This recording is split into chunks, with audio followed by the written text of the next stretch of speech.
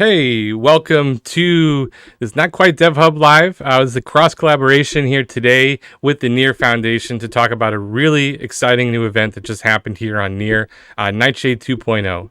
If you've been following along, or even if you haven't, Nightshade is part of the validation process here, and it introduces now with 2.0 stateless validation.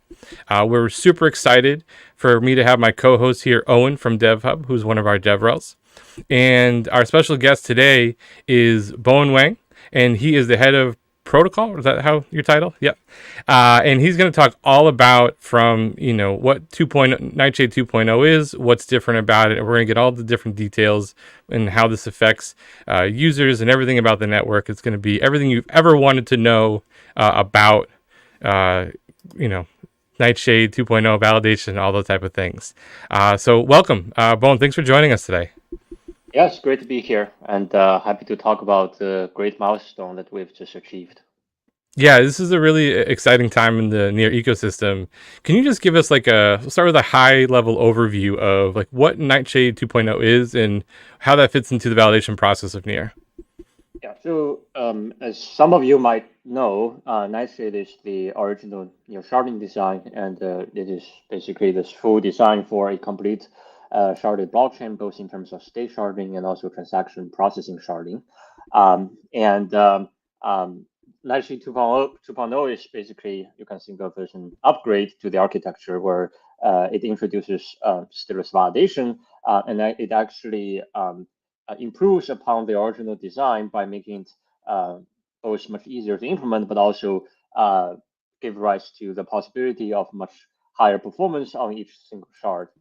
And there are many other potential benefits like better decentralization because validator running can run lower end hardware, and also more future proof that it kind of positions the protocol to be more ready for eventual ZK adoption down the line. No, that's awesome. So when we started to think about what Nightshade 2.0 would be, what kicked off the motivation to make this change from the original design to this?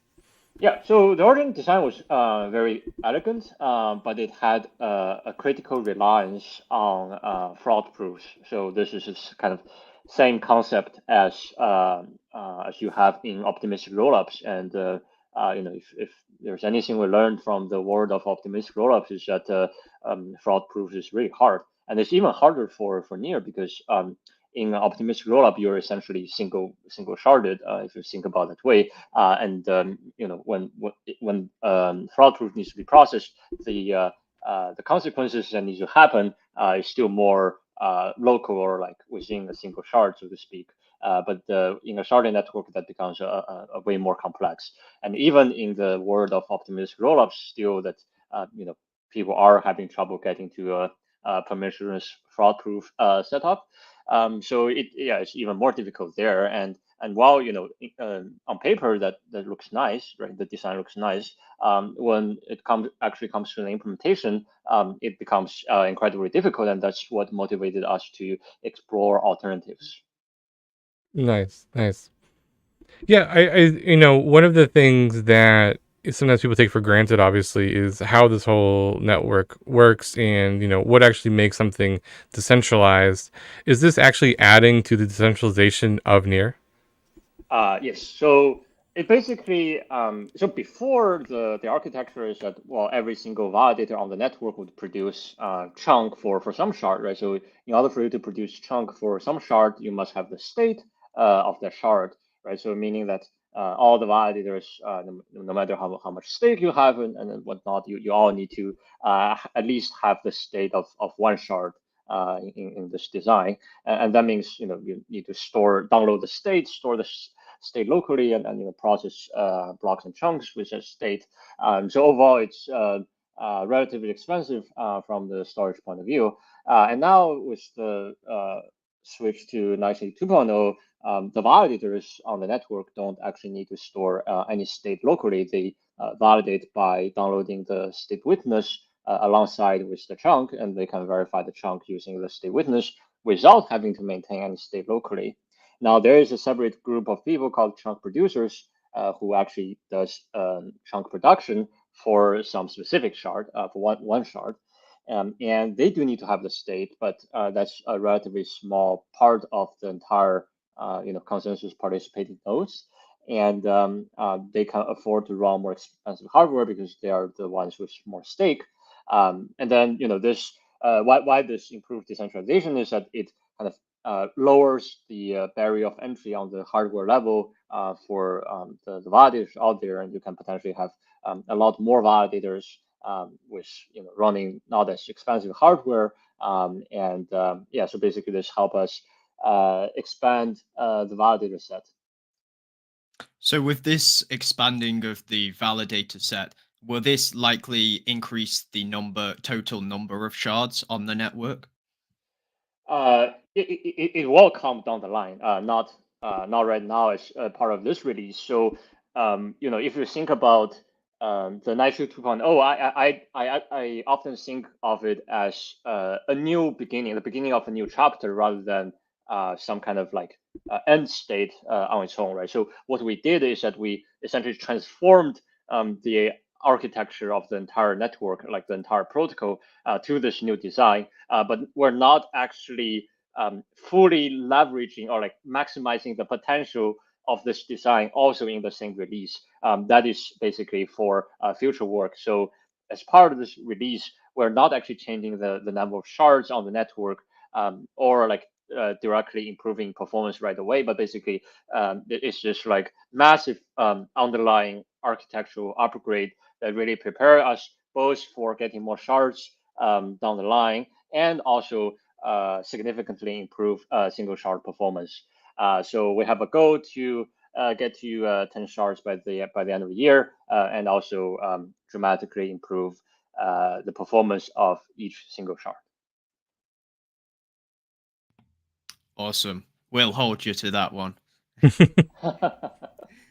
So you've talked a lot about like the benefits of Nightshade 2.0. Are there any drawbacks to this design?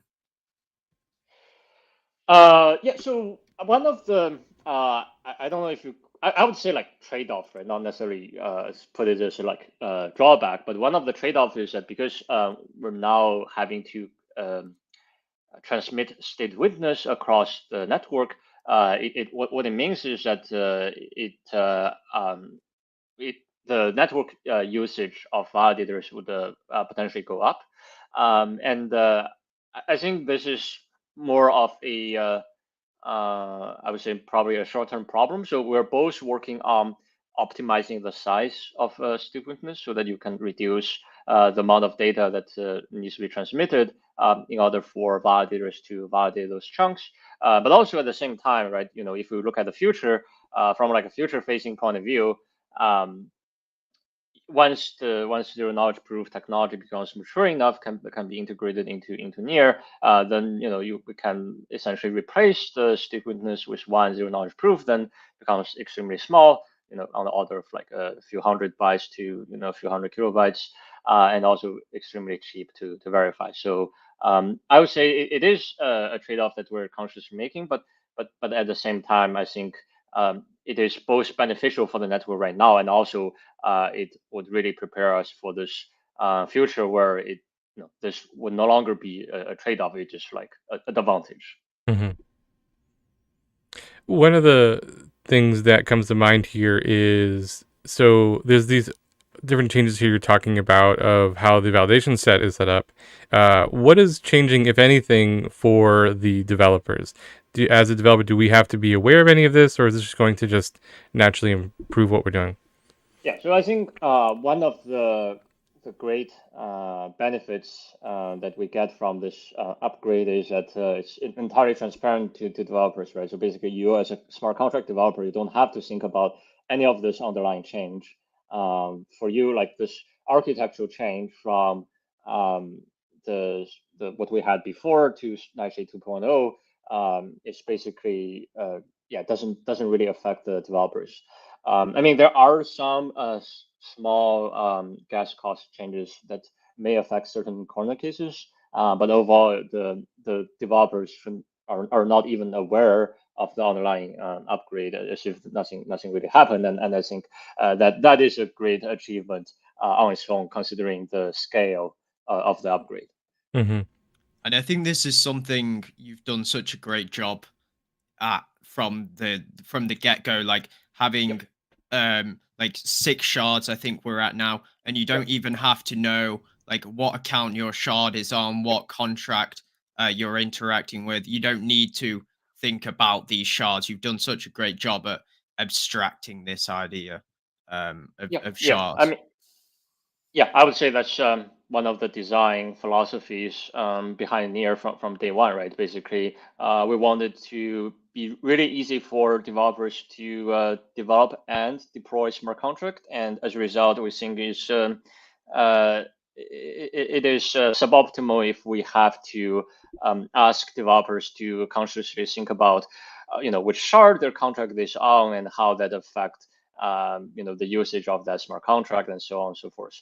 I do also want to point out that I think another great achievement in this process is that any of those upgrades, right, whether it's splitting, whether it's going from four shards to 6 shards, or whether it's the Nightshade 2.0 upgrade, they're all done live, meaning that there's no interruption to the network. And if you think about the scale of this upgrade, right, is essentially where we rewrote a big part of the protocol, and it's almost like an entirely new thing. And then we still did it in a live way, and then there's no interruption to the network, and that's something we really value, right? We don't want it to disrupt the user experience on the network, and I think we've done a good job there. Absolutely. Yeah, no, that's something that if you've been around for a while now, you see. I mean, the uptime obviously is top tier, but the consideration for that user experience always seems to be in all of the different design from protocol all the way down. I'd love to take a second here and kind of peek behind the curtain a little bit. And can you talk about, we don't have to go too technical for the audience, but you talk about a little bit like what goes into actually making a change like this, and at what point, like, where does this start? How many months back does it take to design and plan this, and the actual implementation that goes into this? Yeah, so it started about a year ago. I think the ideation or how we conceived the idea would date back to May 2023, right? I think that's where I think we first came up with the idea that, okay, this is something we want to explore, and then from there, I think there were like a couple of months where we just focused on the like specking out the design, what needs to be done, what needs to be changed, and then from there, there's about a full year of implementation work, and then a lot of it is actually spent on testing various things, as you know, with this massive upgrade. There are a lot of risks. So Mm-hmm. we run a Stake Wars program where we open up this test net for people from the community to join and send a lot of transactions to stress test the network and find potential issues. And that was actually incredibly helpful, as we did find quite a few bugs or like other problems there, and that really helped us shape the foundation for the launch. Yeah, I would say like over the past year and like 3 months, we've done a very good job.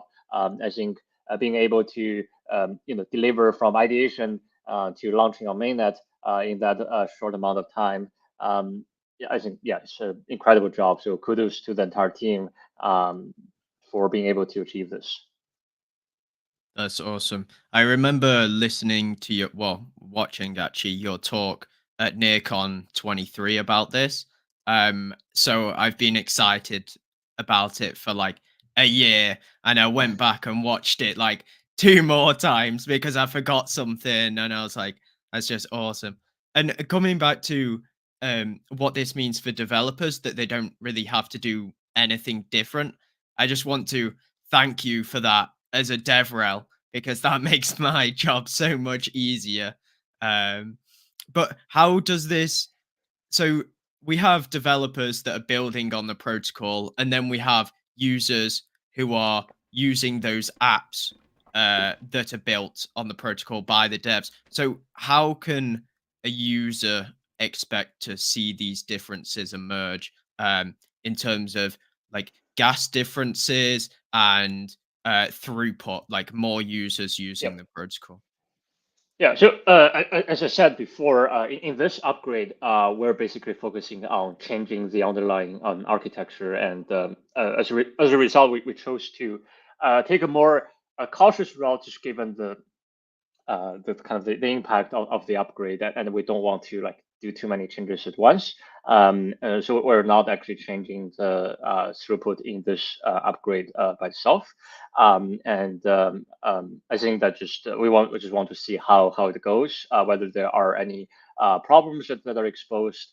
So far, it's going really well. So that's really reassuring. And then right now, we're basically working on leveraging this new architecture and trying to maximize its potential and really improve that single shard performance by reducing the gas costs on the critical path. So mostly the storage or like the state access gas costs, things like state reads and state writes, and that is a very big bottleneck on mainnet today. And I think something like maybe 50% of the gas on some smart contract calls, and or even more is spent on storage or state access. So yeah, that's what we're focusing on right now, and we hope that we can greatly reduce that part of the gas cost and really get the scalability of a single shard to the next level.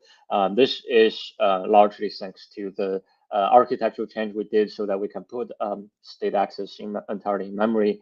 And this, yeah, as I said before, it's a great benefit that we get from the new stateless validation architecture. Yeah, no, that sounds really great. When you are upgrading the validators, I saw. So I host a validator, and I saw a new term, endorsements. Can you talk a little bit like what endorsements are and how that fits into the stateless validation? Yeah. So basically, because now we are like this upgrade basically makes the network fully sharded. No single validator needs to track all the shards. And when the chunk is produced, basically, because of the stateless validation, on every block, validators get rotated to different shard. And this endorsement basically to say like, okay, I validated that this chunk is actually valid according to the state witness I received, and therefore I send this endorsement to the block producer so that they can include it in the block they produce, so that everyone else can verify, okay, this chunk that was produced indeed have sufficient endorsement saying that it is valid. So yeah, this is basically an important part of what makes the stateless validation work. Yeah, that's it. Neat. And with this update, so we've spoke a lot about stateless validation. Can you talk about any other changes? Are there any other changes than just stateless validation happening here? Yeah, so in this release, it's actually more than just stateless validation. We also packaged the congestion control change into the network, because those two actually have some intersection when there are missing chunks on the network. So basically, the idea is that today, sometimes or rather before this release, what will happen if a shard becomes congested is that you send a transaction, you may wait for like a pretty long time for it to be processed, and on the client side or on the user facing side, like on the application side, you might see a timeout error, which is pretty annoying. You don't actually know what happened. It could be that your transaction gets lost. It could be that your transaction get in, but they're just waiting to be executed. And what we found is that people did not like that, and they found it to be very, very annoying, and also just like not great for the protocol itself, because it creates this pressure on the shards, and then it may actually cause some unbounded memory growth and so on. So we kind of fixed that, and now the fix is actually quite complex, so I won't go into all the details here because of sharded design. But basically now there's this back pressure that goes through the shards, so that if a shard is congested, or there's some congested shards on the network, as a user, what you might see is that your transaction gets preemptively rejected when it is submitted, because it will basically say that the shard is congested. Please try later. This I mean, from at least from my point of view, it's a better experience, because at least when you submit a transaction that it got rejected, so that you can, let's say, resubmit later, rather than waiting indefinitely, not knowing what actually happened, and maybe trying to guess, and maybe even making mistakes by sending another transaction that does the same thing twice, which sometimes isn't what you want to do if you're doing transfers and so on. And I mean, obviously, this is not the full solution, because it's still like you sometimes I mean, for some application, maybe you're fine, like, okay, the network's congested, let me just wait for a bit. But sometimes you're doing like trading, or I don't know, moving large amount of assets or not, that you really want it to be done right now.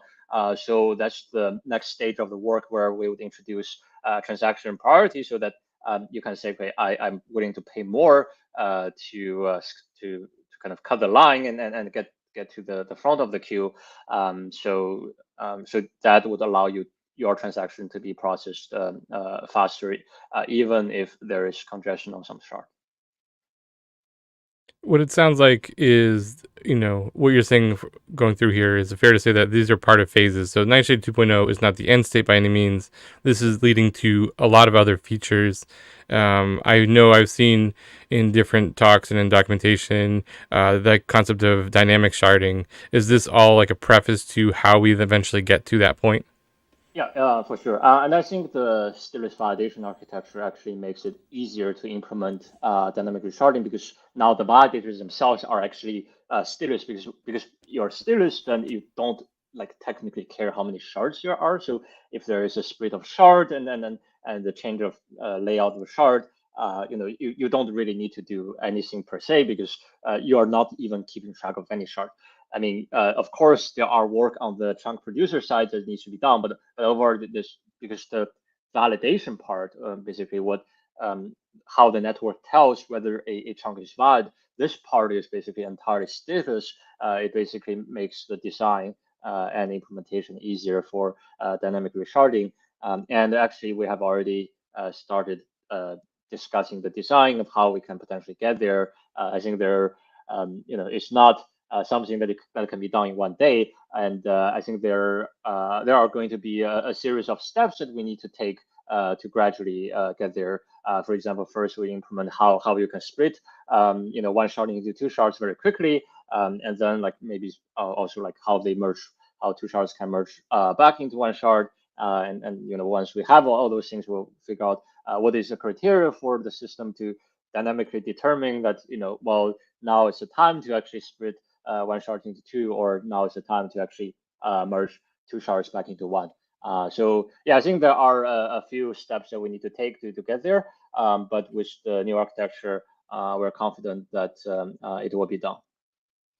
Maybe this is too much of a specific question right now, but I'd be interested in hearing, when you're saying the splitting of shards and the merging of shards, what sort of timeline does this happen over? So, say shard 3 is congested, there's so many transactions happening to this one application, say Sweat or Kaiching or whatever.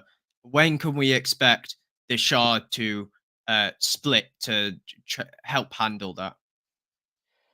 That's a great question. So when I said there are a series of steps, I think one thing that I was glossing over is basically this question of how fast could it be done. So the end goal is to do it basically within a few blocks.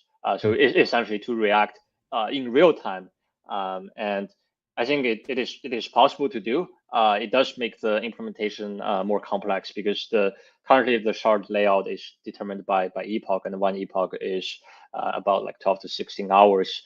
So right now we're kind of building towards that, but first step is, well, let's split the shard within one epoch, and then we can go from there to actually splitting the shard within a few blocks. I think we do have a pretty good understanding of what needs to be done to get there. Yeah, I think we're pretty confident that it could be done. I think it's just a matter of implementation and actually putting in the work. That would be crazy, to be honest. I was thinking on the time scale of like epochs and hours, but a few blocks, that would be amazing. What do you think, Joe? Yeah, I mean, yeah, I can't even. My brain doesn't process that. That's that's crazy.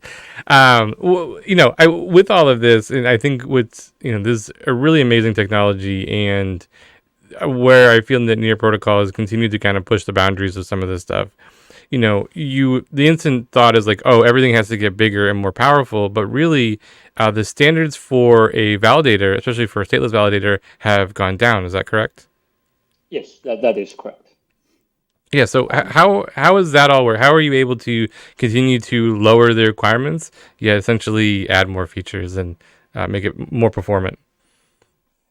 Yeah, that's that's a great question. I mean, I think I mean, this may sound counterintuitive, but if we push it to the limit, right? If we think about the extreme, it's basically, let's say you have like a powerful machine that generates zero knowledge proof, and then you can have a lot of very cheap machines that verify the proof, right? Then the verification is almost instantaneous, like a few like tens of milliseconds on that order of scale, and then the compute requires also pretty low to do the verification. So basically, it is possible that you can pretty much mimic what a centralized system does today. Is like you have this powerful machine that does some compute, but in centralized system you don't verify it, so to speak. But then like this like ZK is like a technology that really allows you to get very close to that. You have like some powerful machine that does some like compute, and then you generate this proof that can be really cheaply verified by a lot of other very cheap machines. Right? We're definitely not there yet, but Right. if you think from the principle, then yes, you can actually do it. You can have some kind of expensive machine that does some compute, and then like there are other people with much less expensive machines that actually do the verification. And this asymmetry is actually pretty core to the design, and I think it's actually a nice way to kind of get closer or like improve the performance of the system dramatically, because now instead of everyone have like the same amount of hardware, and it getting bottlenecked on that kind of hardware, which is pretty limiting. You now are basically having this like more powerful machines that you can like kind of like leverage while maintaining the decentralization of the network, because the verification is done very cheaply. Mhm. Mm. Using ZK proofs in this manner, I imagine, would it take longer to like verify blocks? Because I know that ZK proofs can take a while to generate. Is that why you're taking your time and not just implementing proofs right now? Yeah, Be that's interested to pretty, hear more. that's pretty much it. Yeah, I think right now basically the proof generation latency is too high to be practical. But I mean, like we have seen in the past couple of years, there has been great progress in both the theoretical part of ZK, the advent of new proving systems that really improve the efficiency of proof generation. And also on the engineering side, much better implementation of those proving systems that makes proof generation faster, and so on and so forth. I think the next big thing that will probably come is the hardware acceleration that would really allow us to get closer or much closer to real-time proof generation for execution. And then if we can get close to real-time proof generation, then yeah, we can start thinking about integrating it into the protocol and really reap the benefits there. Mhm. Yeah, I feel like ZK is just so awesome, and I'm waiting for the tech to catch up with. Well, the theory is also catching up, but I just imagine the possibilities it's going to unlock when you have like real time proof generation. That would just be amazing, I suppose. Yeah, that'll be great. No, sorry to cut you off there. I just want to jump into some of the security pieces of it. I think, obviously it's on blockchain, that's a huge piece of everything that we're doing. And one of the questions that comes to mind is, so one of the things around security has always comes up of, not necessarily just on Near, but on all chains, of how much token is distributed across the validators. And so what percentage is like that top group that holds most of the tokens. And now what we're starting to see here on Near, because we're expanding the validator set as well, how does that affect where, how much token is held? Does that matter as much still? Or how does that all fit into the security design? What's happening? I think it still does matter in a so I think the argument or like the concern that people have with the concentration of stake is that those few people can actually collectively, if they decide to collude, somehow they can halt the network, right? So that is still the case. The crypto economics side of things does not change. I mean, if let's say 1/3 of the stake decide to collude, that yes, they can stop the network from running. But I mean, I think what this release helps is in the sense of actually getting to more validators and allow more people to join. Yeah, I think just from a kind of a social consensus point of view, that definitely makes things much harder to manipulate and so on. So yeah, I think that is definitely a benefit of this release. Along those lines, with stateless validation, is there, can you help with, like, I guess I don't even make assessment judgments here, but like, how does the security then work for that, where you have these witnesses that are there? Is there opportunities where they could possibly collude and still validate as a, like, colluding witnesses, or is that something that's just not possible? I mean, I think it is possible in the sense that if more than 2/3 of the stake decide to collude, then I mean all bets are off, right? So that You have basically bigger problems then, anyways. the fundamental BFT consensus assumption is broken. Then yes, things will go very wrong. But I think from the crypto economic point of view, like assuming the BFT assumption holds, then yeah, the probability, because the validator shuffled every block, the probability of a shard getting corrupted is basically negligibly small, and that's where the security assumption is from. Yeah. Yeah, no, that's great. I mean, I assume that's kind of where it was going, and I just think it's important that as people are hearing these discussions online, they understand what really is going to the security and the level of actual, one, collusion that would have to happen for something to actually really go wrong, and then two, that, like you said, which I find really fascinating here, is that, as we're able to put in, again, more validators with less hardware requirements, we are actually, making this a more secure system, because we are decentralizing it, and as through the rotation and things like that, correct, that make it better. So awesome. Yeah, exactly. Yeah. If you don't mind me switching gears here a bit, I've been looking on GitHub, looking at the NEPs, and I've seen a lot about Ethereum alignment and Ethereum implicit accounts.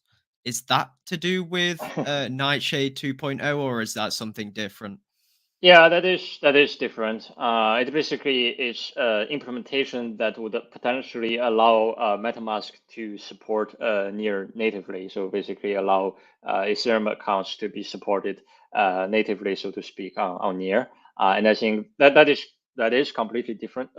Completely separate from the Nightshade 2.0 release. But it's also, I think, a great feature to have, so that that potentially allows a lot more people in the Web3 space to start using Near directly. I mean, that's only part of the chain, right? There's also the Ethereum RPC implementation that's being done, and the MetaMask integration, so that basically you can go to any Near app and then just start using MetaMask to interact with it as Ethereum user. And yeah, I think that has the potential of bringing a lot more crypto native users to Near. It really plays into that chain abstraction narrative that Near is becoming all about. Which is interesting. Yeah, no, I mean, it's a lot of really great stuff here, in the phasing of all this. Is seems really well thought out, and you guys are clearly building towards something. Can you talk a little bit about just the you don't have to get into deep detail, of like where you see the next few phases kind of going in the direction from here? Yeah. So I think the one of the big focus for us is to maximizing the potential of the current design. I think, as I said, it's the beginning of a new chapter, and we are essentially only getting started with this new architecture, and we really want to maximize both the horizontal scalability and also the vertical scalability in terms of getting to both more shards and significantly improve the single shard performance on each shard. So I think this is a big focus for us going forward. Now, looking beyond that, I think the next thing that comes is the dynamic resharding that I've already talked about. Basically, then you have this basically the holy grail of sharding, where the number of shards dynamically adjusts based on the load on the network, right? So that is something that will be really great to have, and basically then we don't need to worry about the scalability side of things and so on. And obviously we could talk about ZK and its potential application in the protocol, and I think that is also something we have in mind. But I think that may take a longer period of time to get implemented, just depending on the progress on the ZK side. As a as you are planning this out, and as you're trying to bring validators up to speed and keep everything else like that, where how does that fit into, I guess, like release schedules as well too? Because it's not obviously where you guys can just build and feel comfortable say, oh, we're going to deploy this. You have to get validators on board. Maybe for those who don't know and don't understand how all that stuff works, quickly just talk about like what a release actually looks like and what is actually contingent on being part of the protocol. Yeah, so I mean, all the releases are, including this one, pretty similar in how they get adopted. So basically, the release gets published on GitHub, and it contains a protocol change. And then as validator adopt the release, they basically vote for the adoption of the release. And when there are sufficient number of validators adopting the new release, so the threshold is set to 80%, then the network will actually switch to the new protocol version in 2 epochs. And this is basically to make sure there is this voting process going on with every single release. And as a result, people also get get to have the time to actually adopt the release and so on. So I think it's the same process that we've been using for a couple of years. Yeah, I think it's going well for us. Have you ever had a time where it didn't go through, like it did, like something like it didn't get voted through? I think we've had time where it took longer than what we expected. So basically, like, there's a voting date or voting time that is set in the release. What that means is that after that specific date, then the voting would proceed, and then the network will basically count the votes and decide whether to do the upgrade or not. And but it doesn't prevent people from not upgrading and thereby stopping the network from being upgraded. I don't think people intentionally did that in the past, but there definitely are times where the upgrade took 3 weeks to get adopted by enough validators because Sure. this is a decentralized process. Yeah, and correct me if I'm wrong here, but right, a vote simply is the validator updates to that Yes. protocol version, and that Yes. counts as a single vote. Yes. Okay. Yes. Yeah. Nice. How Nice. long did it take people to uptake Nightshade? Was it 3 weeks, or were people upgrading within an hour? of the release? It's actually nicer. And also it's faster than I expected. I expected just because of the complexity of the release, and it actually does require some manual change on the validator side with regards to the config file. So it is more complex than before. But yeah, enough validators adopted the release in 1 week. So basically, it took about a bit more than a week from the public from the when the release gets published to when the network got upgraded. Yeah, no, that's exciting, and I've noticed too for myself, just again running that validator, that over time, especially I would say all the releases this calendar year have been a lot smoother, and it's just been a process where I don't have to think too much about it. Yeah, let's try to maybe make a small change in the config, but you seem to have streamlined it. Is that more of a process thing, or is that simply just as you are getting better at improving the protocol and over time? Yeah, I think it's probably both. I think the processing is basically right. You kind of learn from the mistakes and in the past, and you work on improving it and making it easier for people to upgrade and so on. And also, yeah, we're definitely making um, dedicated effort to improve the release testing. And I think, yeah, we've done a pretty good job, yeah, in the past couple of releases, especially with this Nightshade 2.0 release, to really have very extensive testing before the release goes out, so that this would minimize the number of issues that the release may have, but also make it easy for validators to upgrade, because we also can see the problems, that potential problem that each individual validators may run into when they do the upgrade.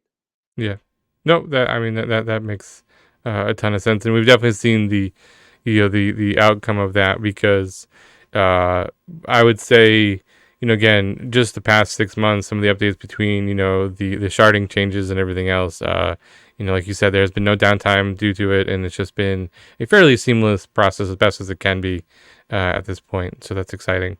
I just want to wrap personally, and I don't know if you have a final question too, but with all of this stuff, we talked about phasing. We talked about where this is going and the importance of all of this. Near has a few different initiatives, and we don't have to. I don't want to dive into the actual different initiatives here, but the blockchain itself is just the protocol that anything can kind of be built on top of it. Is that the goal here? Where yes, you are optimizing for some things, but it's really about building flexibility into the chain, or there eventually become a path during this phasing where there is a more of a focus towards a direction like some other chains do. Yeah. So sorry, what's the last part? Sure. Well, so some chains are like more focused on particular features of the protocol, and so they kind of like hyper optimize for those things. But is it fair to say that like Near is really focused on not hyper optimizing for everything, because you can't, but for everything, but really focusing on being a protocol that you can build almost anything on, whether the initiative is chain abstraction, whether it is AI, whatever it might be, it's more generic. Yeah, because kind of going back to our roots or our original vision, right? It's a world where people have control of their money, assets, power of governance, and it is something that requires a planetary scale that to support this kind of whatever apps that people build and so on. So we want it to be both highly scalable, but also at the time general purpose enough, so that any kind of application, any kind of use cases could be built, and to really kind of collectively help with the mass adoption of Web3. Nice. Any last questions? No last questions, except I would just like to say, like, a huge congrats to you and the team for getting all this implemented. Like, huge props. So glad to see it happen. And yeah, thank you for making our lives easier. Thank you. I mean, it's a great work from the team. So yeah, would like to give a shout out to them. Yeah, yeah. I want to end here of saying, like, I think I hope people who are following along, especially those who are technical, understand the work that you and your team are doing.